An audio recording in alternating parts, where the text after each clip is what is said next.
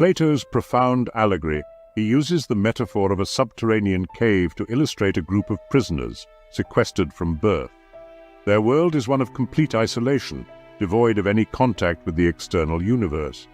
Bound by chains and restricted in their movements, they are compelled to face the barren cave wall, deprived of the ability to swivel their heads or see beyond their immediate environment. An enigmatic fire positioned behind them flickers dimly, barely illuminating their dreary surroundings.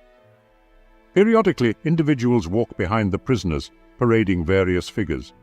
These are representations of animals, plants, and an array of other artifacts. These objects, when passing by the fire, cast elongated and distorted shadows on the stone wall before the prisoners. Having no other experiences, the prisoners mistake these dancing illusions for reality, categorizing them and assigning them names, erroneously believing that they are discerning, tangible entities. You can see where Plato is going with this. Unexpectedly, one prisoner's shackles are removed, and he is thrust into the world beyond the cave for the very first time. The moment is ripe for him to be tested. The intense brilliance of the sunlight initially hurts his eyes, and the unfamiliar environment bewilders him. When confronted with the fact that his former perception of reality was merely a distorted illusion, and that the things he now sees around him are the real objects, he starts to suffer, his previous reality being deconstructed before his very eyes.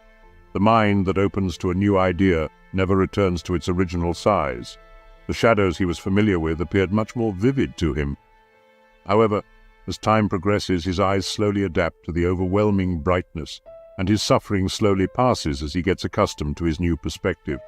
Gradually, he starts perceiving reflections in shimmering water bodies, progresses to observing objects directly, and finally, he dares to gaze at the radiant sun, the ultimate source of light that illuminates everything he has been observing. Emboldened by his newfound understanding, the prisoner makes his way back to the cave, intending to share his revelations with the other prisoners. However, having grown accustomed to the light, he now finds the cave's darkness disorienting, and struggles to discern the once familiar shadows on the wall. The other prisoners, misconstruing his disorientation, surmise that his journey into the outer world has left him imbecilic and blinded, thereby rebuffing his attempts to liberate them vehemently.